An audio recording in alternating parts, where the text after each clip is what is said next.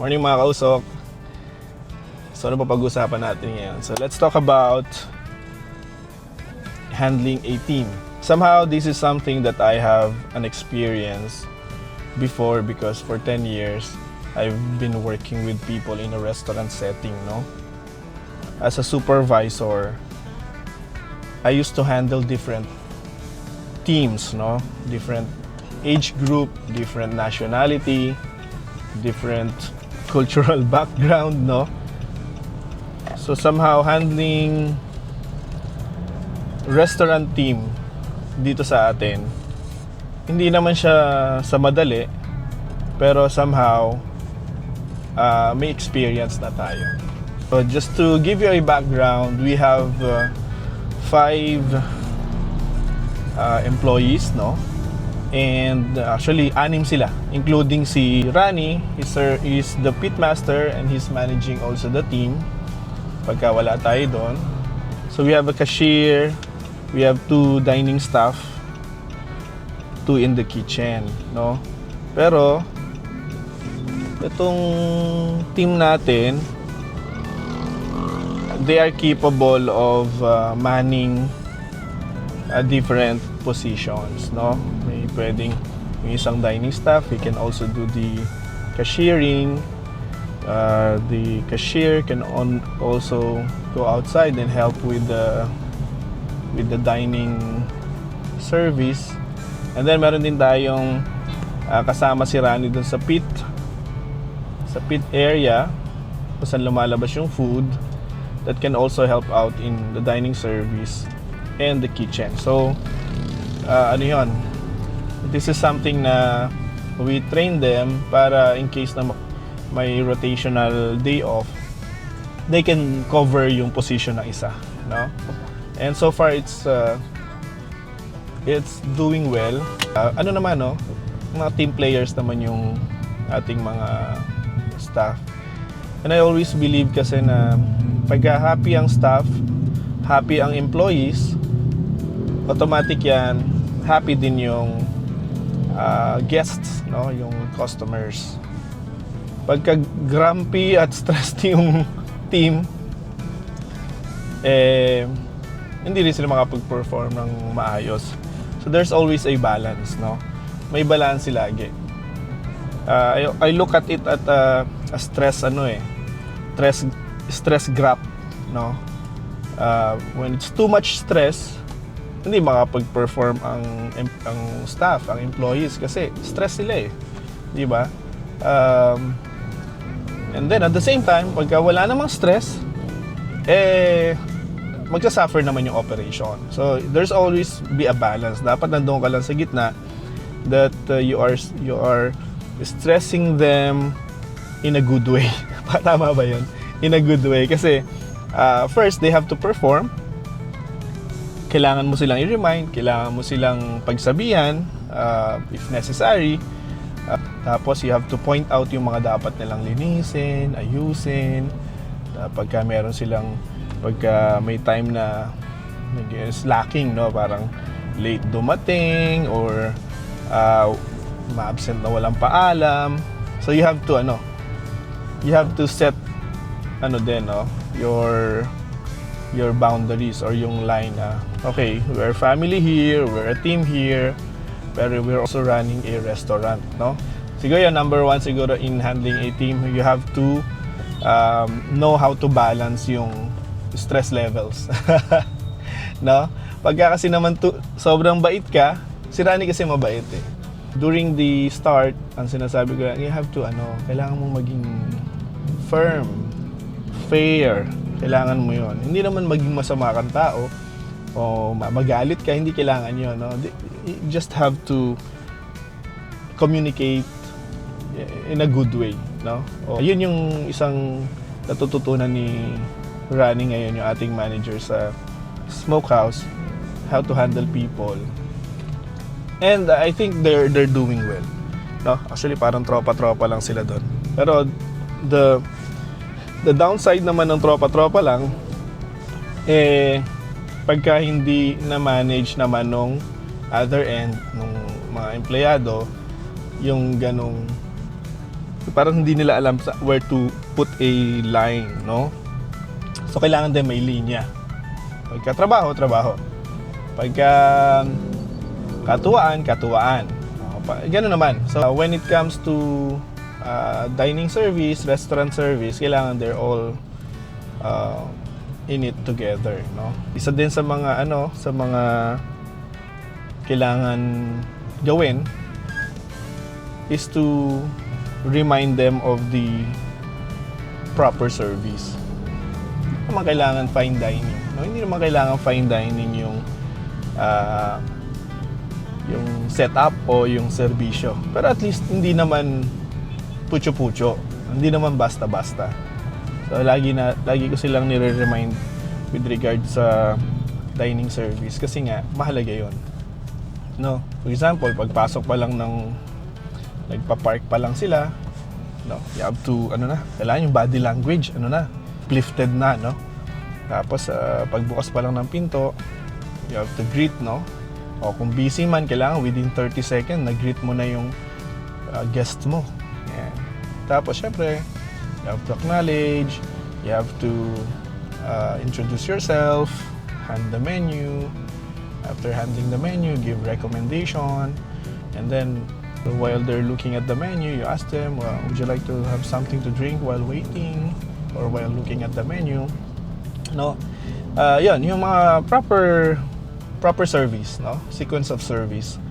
Actually, sinulat ko pa yung para sa kanila para may susundan sila, ano yung hindi naman template, no? Ano yung spiel nila, ano yung script nila, and then hindi nila kailangan sabihin yun verbatim, no, or word for word. No? At least yung idea, be warm, be genuine, no, sincere in service. Alam niyo kung bakit? Kasi mas madali ang trabaho pagka alam mo yung gagawin mo at masaya ka dun sa ginagawa mo. At the same time, pag napasaya mo yung guest mo, syempre may tip box tayo, no? Well, that's not the motivation. Hindi yan ang motivation, pero that's an additional motivation, especially to the team. Knowing that, kaya salamin lang yun kaya nakikita nila gaano na yung paghahatian nila. Hindi kasama si Rani sa hatian, it's only the employees. Yan, so the more you take care of the guest, the more they are satisfied and happy. Ano ba naman abutan ka ng 50 pesos, 20 pesos, 100 pesos. At the end of the week, malaki na yon. Malaki na yung paghahatian nila, no? And yung bigger impact naman if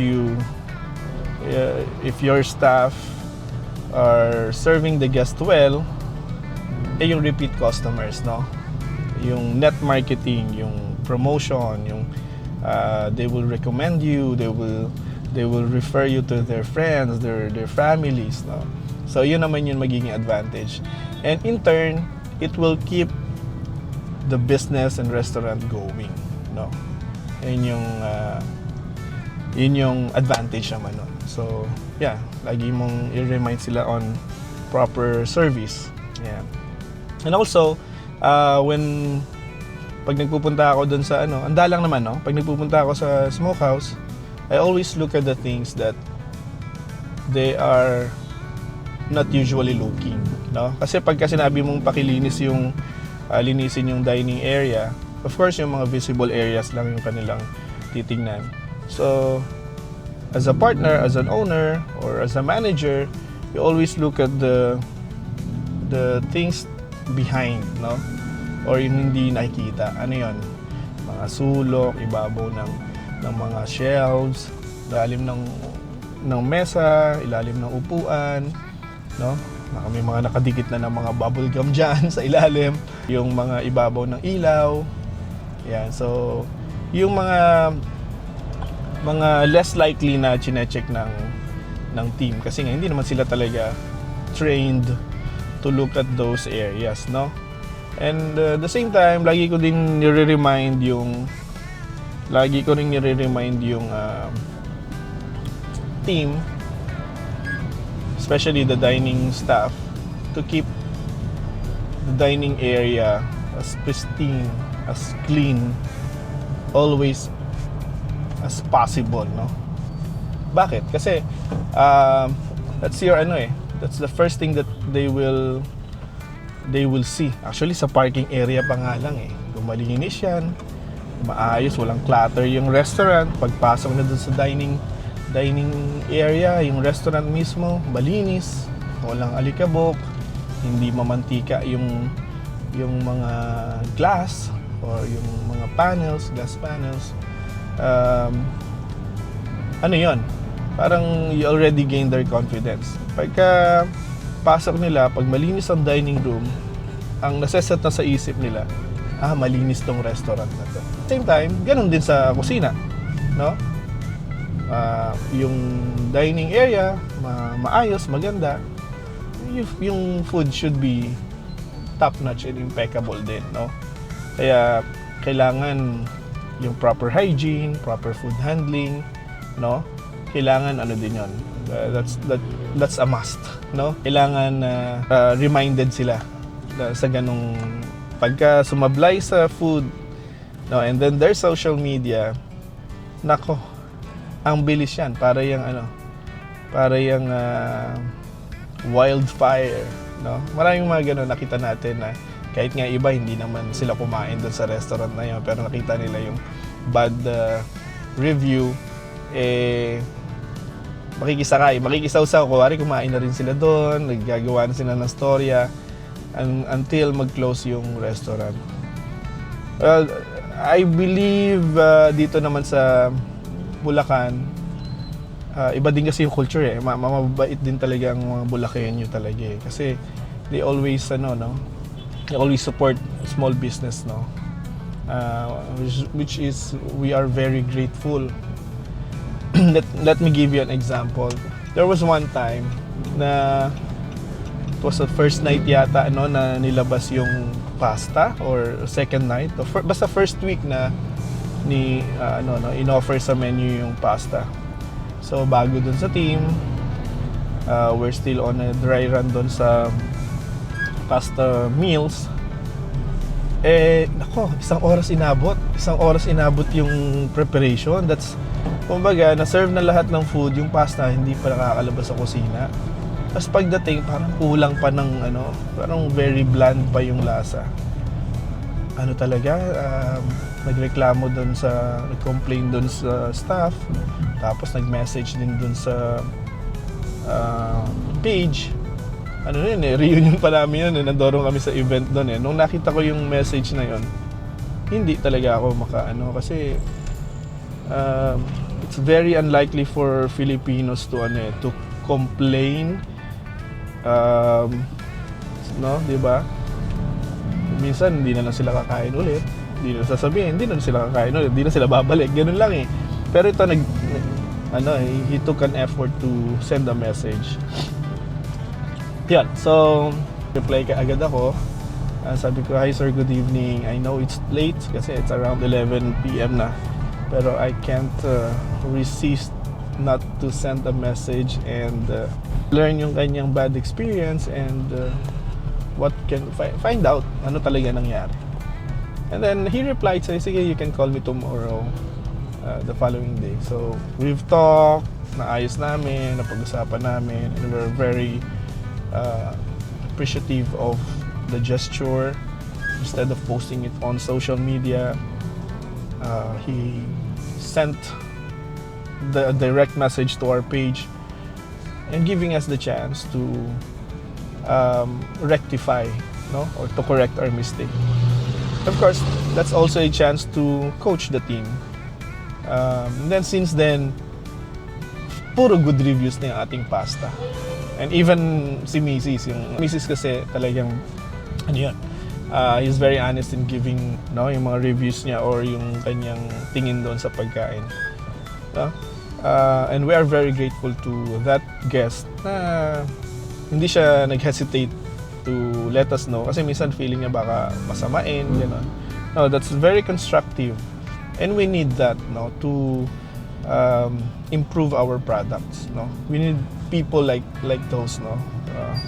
na magsasabi sa atin na, "Uy, getting our attention with regard to those instances, no?" Yan, so yeah, handling people and hindi mo naman kailangan na pagalitan sila ng grabing pagalit, no? Kasi these are grown men and grown up people, no? You are not running a kindergarten, no? Ano to, mga matatanda na to, so they'll understand. And then once they realize, no, that they are part of the team, no, ang complaint party sila, solution party din sila, no, and yung sense of ownership ba na whatever we serve, no, kung ano man yung i-serve namin, ano man yung performance namin sa mga guests, we will all reap yung consequences, no? So yun naman yung if you instill to them the sense of ownership na we have to take care of this small restaurant kasi this is providing for our family, naintindihan naman nila, and they will step up and they will correct their mistake. Hindi mo na kailangan sumigaw, magalit, hindi mo na kailangan na magwala no? Kasi mas lalo lang silang madadown, mape-pressure, ma-stress for sure. Na ano din sila, no, na lungkot din sila to get that complaint. Pero we send the message na magkakasama tayo dito. We're all in this together, no? Yan, so yeah, so handling people, ang dami natin pag-usapan pala, no? Haba ng traffic eh. So yun, kahit na malayo, you have to you have to show sincerity din. Minsan mag-message sila from time to time, "Sir, kailangan ko sa binyag ng anak ko," or "Kailangan kong mag cash advance," no? Hindi naman pwedeng no? Hindi naman laging sagot. Syempre, ito yung mga pagkakataon din na they're looking at us at their parang one of their options. Ngayon, syempre, although meron tayong policy in place na no cash advance na higit sa kanilang salary, pero may pagkakataon din naman na we have to compromise, no? Especially yung mga about sa family. Yan, so anyway, that's another part of handling people. Hindi lang siya basta restaurant operation, but also their needs and yung mga kailangan nila na suporta mula sa atin, no? So yeah, if you're already running a restaurant, just keep it balanced, keep it cool. Kasi mahirap magpa-pressure. Although tayo lahat kasi ang nangyayari kasi when you're restaurant owner, no, you have invested, ang laki ng ininvest mo, your time, your money, your effort, and then pag nagsara yung restaurant dahil sa may pagkakamali yung mga staff mo, di ba? Magsasara lang yung restaurant and they will go and apply for another job, no? Tapos ikaw, na owner, ikaw yung sasapu talaga ng lahat ng losses, no?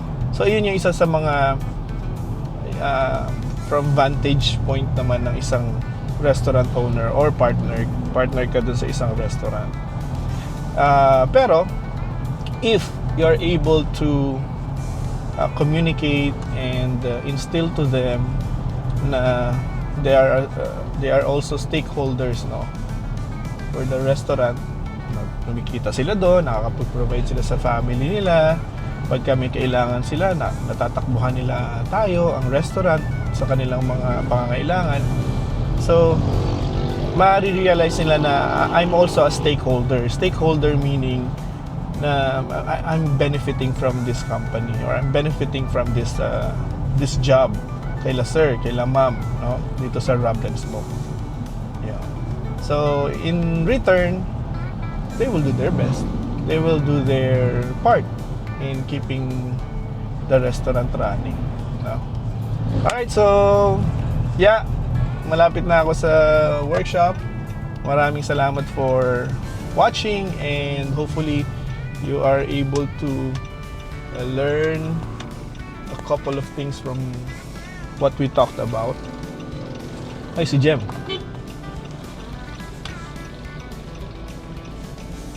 Sakay ka na. Aga ko yan. Bilis, bilis, baka ma-traffic tayo. Ayan, sabay pa natin si Jem. Nagba-vlog ako. Hello po.